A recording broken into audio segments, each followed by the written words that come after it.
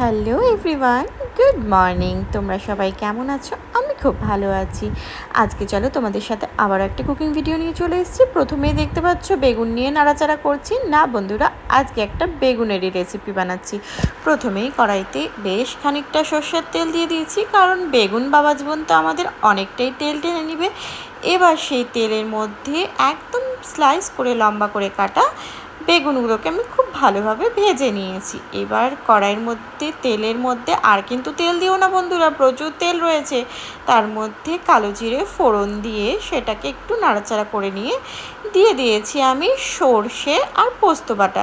এখানে কিন্তু আমি কালো সর্ষে ব্যবহার করিনি, সাদা সর্ষে মানে হলুদ সর্ষে যেটা হয় সেই হলুদ সর্ষে আর কিছুটা পরিমাণ পোস্ত বাটা দিয়ে বেশ ভালোভাবে নাড়াচাড়া করে নিচ্ছি। কারণ যদি শুধু আমি সর্ষে বাটা দিতাম তাহলে কিন্তু বেশিক্ষণ আমি সেটাকে ভাজতে পারতাম না। পোস্ত দিয়েছি জন্য একটু ভালোভাবে ভেজে নিয়েছি। এবার সেই ভাজা মশলার মধ্যে হালকা গরম জল দিয়ে এবার দেখে নাও টপ টপ করে আমি সেই ভেজে রাখা বেগুনগুলোকে ছেড়ে দিয়েছি। এবার ছেড়ে দেওয়ার সাথে সাথে কিন্তু রেসিপি প্রায় ডান বন্ধুরা।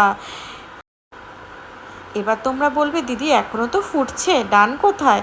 হ্যাঁ, ডান তো নয়। এবার যে ভেজে রাখা বেগুনগুলো রয়েছে তার সাথে অল্প কিছুটা তেলও ছিল, সেটাও আমি উপর থেকে দিয়ে দিয়েছি। ফুটে গেলেই তোমার রেসিপি ডান। এবার সেটাকে সুন্দরভাবে একদম গোটা গোটা যাতে থাকে সেই জন্য কিন্তু ঢাকা দেবে না, ঢাকা দিলে কিন্তু বেগুন বাবা জীবন পুরো ছাতু ছাতু হয়ে যাবে। এবার সুন্দরভাবে সেটাকে প্লেটিং করে নাও। দেখো আমার বেগুনগুলো কিন্তু একদম সুসিদ্ধও হয়েছে আবার গোটা গোটাও আছে। সেই জন্য আমি যখন বেগুন ভেজেছি তার সময়ও আমি ঢাকা দিইনি, আর ভেজে রাখার পরেও আমি যখন ঝোলে দিয়েছি তখনও আমি ঢাকা দিইনি। ঢাকা দিলে কিন্তু একদম তারা মেল্টেড হয়ে যায়। কেন মেল্টেড হয়ে যায়? কারণ বেগুন ভীষণ সফট, সেই জন্য। এবার ওপর থেকে ধনেপাতা দিয়ে আমি এটাকে সার্ভ করে দিব। ভালো লাগলে প্লিজ লাইক করো।